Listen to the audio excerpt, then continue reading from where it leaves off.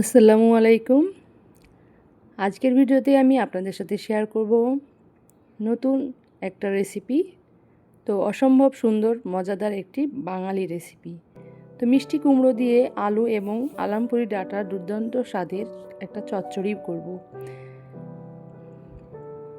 তো প্রথমে আলুগুলোকে আমি ভেজে নিচ্ছি।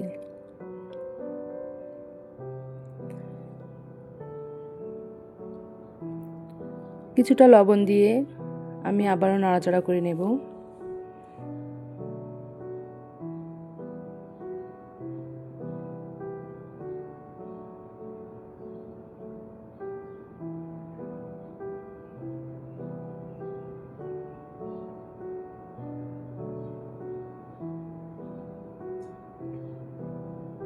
আবারও কিছুটা হলুদ দিয়ে দিলাম।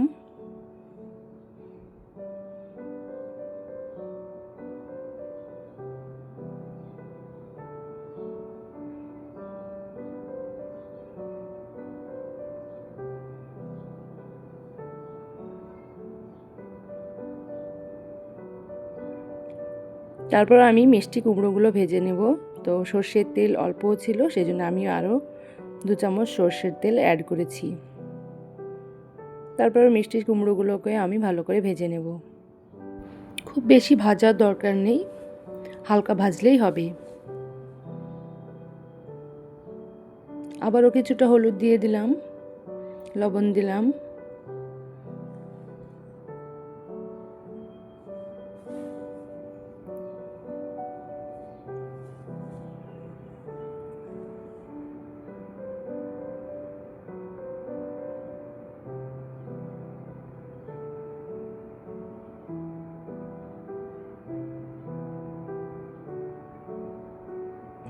মিষ্টি কুমড়োগুলো আমার হালকা ভাজা হয়ে গেছে, আমি এবার তুলে নিচ্ছি।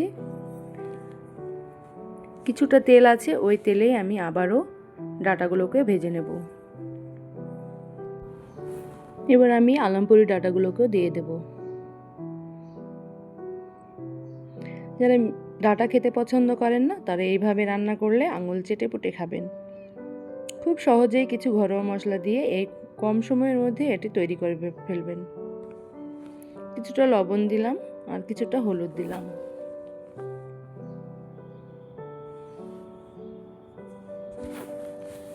তা জানতে হলে আপনি পুরো ভিডিওটা শেষ পর্যন্ত দেখতে হবে। ডাঁটা থেকে হালকা জল বেরিয়ে এসেছে। ডাঁটা থেকে জলটা শুকিয়ে নেব। তারপরে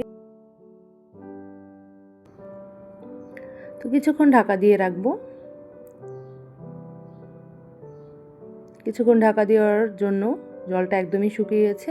এবার আমি আলামপুরি ডাঁটাগুলোকে তুলে নেব।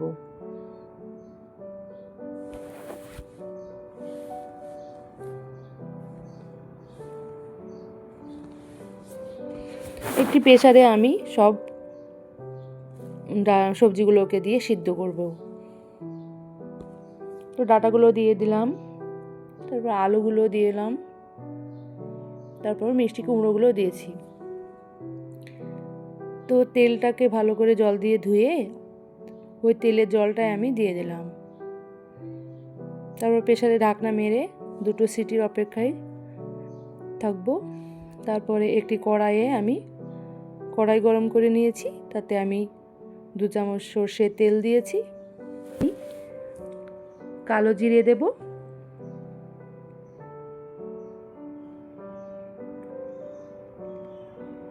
কিছুটা লবণ দিয়ে নাড়াচাড়া করে নিলাম। তারপরে দেব কিছুটা কালো জিরে দিয়ে দিলাম 1 চামচ। আর 1 বাটি মতো আমি পেঁয়াজ কুচি করেছিলাম, সে কুচিটা দিয়ে দিলাম। তারপরে রসুন দিয়েছি 1 চামচের মতো। তারপরে 4টে লঙ্কা কেটে রেখেছিলাম, সেটাও দিয়ে দিলাম। ভালো করে এবার নাড়াচাড়া করে একটা গোল্ডেন ফ্রাই করব।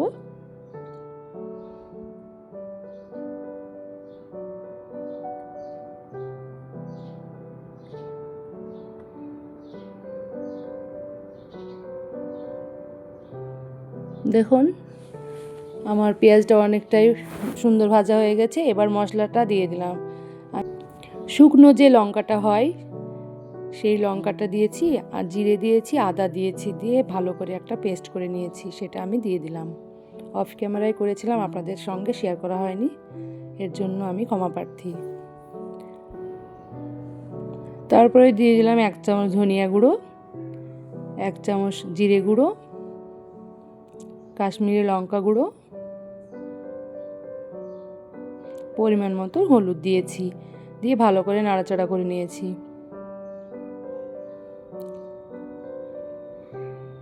ভালো করে কাঁচা গন্ধটা চলে যাবে, তারপরে কিছুটা জল দিয়ে ভালো করে আবারও নাড়াচাড়া করে নেব। কিছুক্ষণের জন্য আমি ঢাকা দিয়ে রাখবো।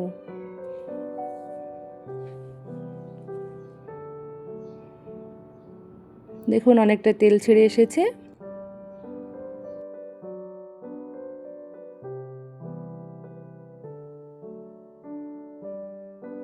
মশলাটা আমার ভালো কষিয়ে নেওয়া হয়ে গেছে, এবার আমি সব সবজিগুলোকে একে একে দিয়ে দেব। আর ভিডিওটি ভালো লাগলে অবশ্যই একটা লাইক দিবেন, বন্ধুদের সঙ্গে শেয়ার করবেন, এবং এরকম আরও দারুণ দারুণ সব ঘরোয়া রেসিপি পেতে আমাদের চ্যানেলটিকে সাবস্ক্রাইব করতে ভুলবেন না। তো আমি সব সবজিগুলো আমার কড়াইয়ে দেওয়া হয়ে গেছে, এবার ভালো করে মশলাটাকে মাখিয়ে নেব।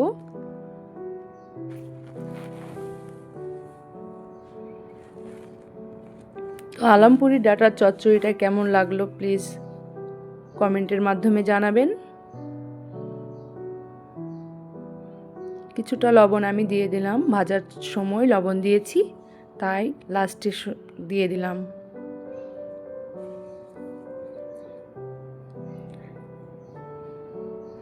খেতে যে দারুণ হয়েছিল, মানে কি বলবো, আপনারা একবার বাড়িতে বানিয়ে দেখবেন, তারপরে বলবেন যে সত্যি ভালো হয়েছিল।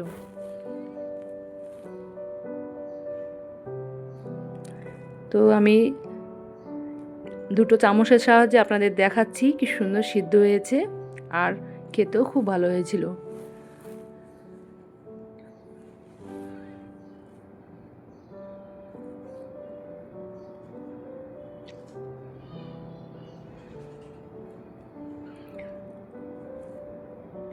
আমি তারপরে জিরে গুঁড়ো দিয়ে দেব, ভাজা জিরে গুঁড়ো আমি 1 চামচ দিয়ে দেব।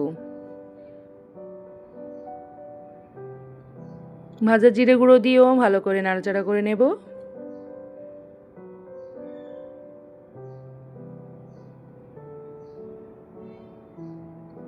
তো আমার হয়ে গেছে। আজকের মতো এই পর্যন্তই, আবার আসবো নতুন একটা রেসিপি নিয়ে আপনাদের মাঝে। তো ভালো থাকবেন, সুস্থ থাকবেন আমার প্রিয় বন্ধুরা। আসি, বাই বাই।